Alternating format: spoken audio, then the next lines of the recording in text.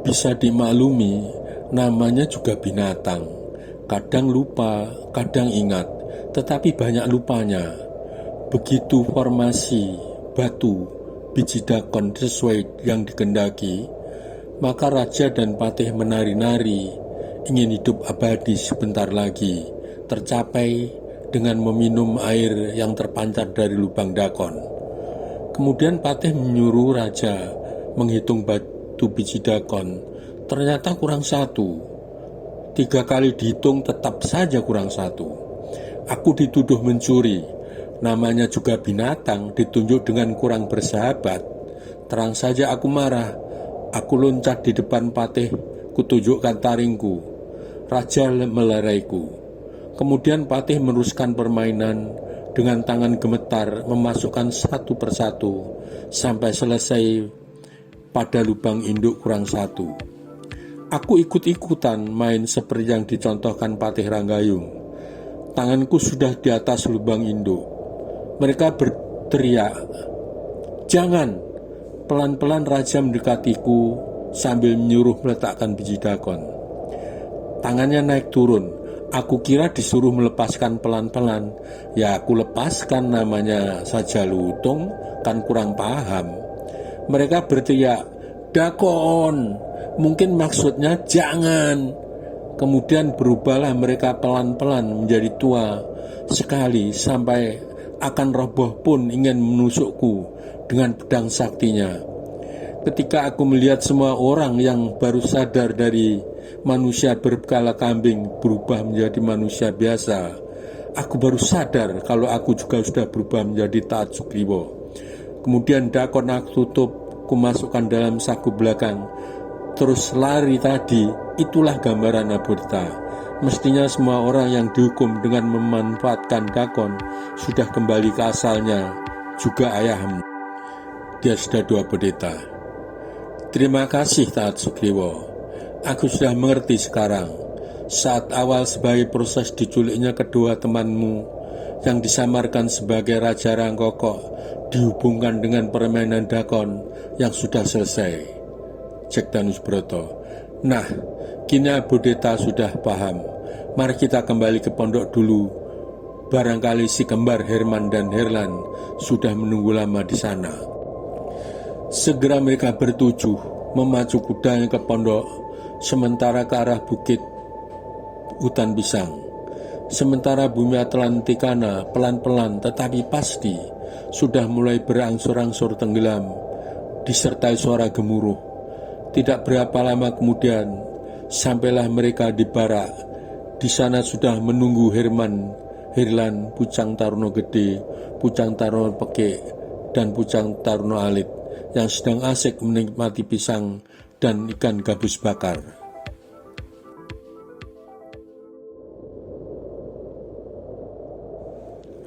Segera mereka menyongsong yang baru datang. Setelah turun dari kuda, mereka saling berpelukan lama tidak jumpa dan dikenalkan oleh Jack Danu kepada Desda 2 Abodita. Sekarang sudah selamat semua.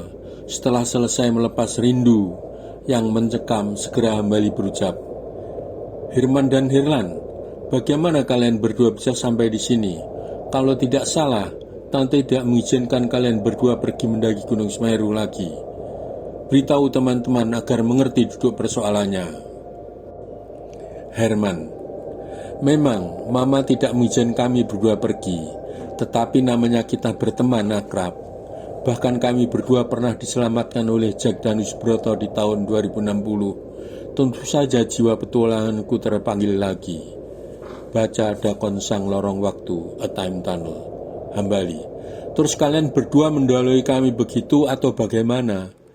Herman. Kami berdua pamit Mama. Ingin menengok teman di Malang beberapa hari karena lama tidak jumpa. Mama mengizinkan dengan catatan untuk sementara tidak mendaki Gunung Semeru. Tetapi sesungguhnya kami ingin memberi kejutan, bertemu di Rankumbolo. Entah suatu hal yang tidak kami sadari, kami berdua mengikuti orang-orang yang pada mau naik ke Kalimati. Entah karena apa, kami tahu-tahu tiba di depan gua tempat kita bertemu dulu. Selanjutnya kepalaku pusing seperti pingsan. Sesuatu menyedotku, dan kami berdua jatuh di taman kerajaan Rangkoko. Kami ditahan. Aku dipaksa ikut berperang hanya untuk memberikan semangat, dengan jaminan Herlan akan dibunuh kalau tidak mau. Patih Ranggayung yang melakukan semua itu. Herlan: aku pun dipaksa ikut berperang untuk mempersatukan wilayah Telantikana, hanya hadir dan memberi semangat kepada pasukan dengan berbekal pedang ilmu sakti tiruan. Karena rupa kami berdua mirip Raja Rangkoko, dengan jaminan Herman akan dibunuh kalau aku tidak mau. Ya akhirnya semua mau, sampai akhirnya kami diselamatkan oleh kedua bujang bersaudara ini. Setelah aku mengetahui perang bumi hangus sebagai kode bahwa kalian semua ada di sini, kami berdua tidak tahu kalau masing-masing sebagai jaminan, karena kami diisolir dalam tahanan, walau tahanan sangat mewah, supaya kami tidak merasa kalau ditahan. Dyasdado berkata, kini aku semakin paham dari awal setelah Herman dan Herlan mengatakan kepada kalian semua apa yang telah terjadi dengan mereka berdua. Mulanya aku tidak mengerti apa kaitannya membebaskan sebagai awal proses berakhirnya hukuman ayah. Kini semakin jelas. Ada pertemuan, pasti ada perpisahan. Jack Danus Broto. Nah, kini Dyasdado Abodita sudah paham. Dari awal sampai akhir, dari semua kisah kita, kini tiba saatnya kita berpisah. Dyasdado Abodita tentu kembali ke ayahnya sebagai kepala suku Pucang Lamban yang tentu kini sedang menunggu. Juga kami ucapkan terima kasih kepada Pucang Tarno Pekik dan Pucang Tarno Gede yang telah membebaskan teman kami Herman dan Herlan. Pucang Tarno Alit yang telah mempersiapkan kuda yang kuat. Pucang Tarno Pekik, jaga baik Dyasdado Abodita. Kemudian mereka saling berpelukan. Ketika saatnya giliran Abodita berpelukan dengan Yose Eko Dharmawangsa berucap, maafkan aku Abodita, aku tidak dapat menemanimu.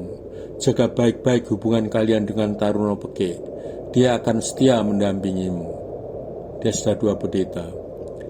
Terima kasih Yos, cinta kita tidak dapat menyatu karena kita hidup berlainan zaman, padahal kita saling mencintai Yos. Kemudian Yos Eko mengecup daya Abodita yang melelehkan air perpisahan yang semakin deras. Kini giliran Dyasdado Abodita berpelukan dengan Diana Sunaringsasi berucap, Abodita, terimalah ini kaca riasku untuk selalu mengenang kami nanti. Kuberikan sesuai dengan permintaanmu dulu. Kini tugas kami sudah selesai. Keduanya saling melelehkan air mata perpisahan untuk selamanya. Dyasdado Abodita. Terima kasih Sunaringsasi. Kaca rias retak. Diana Sunaringsasi.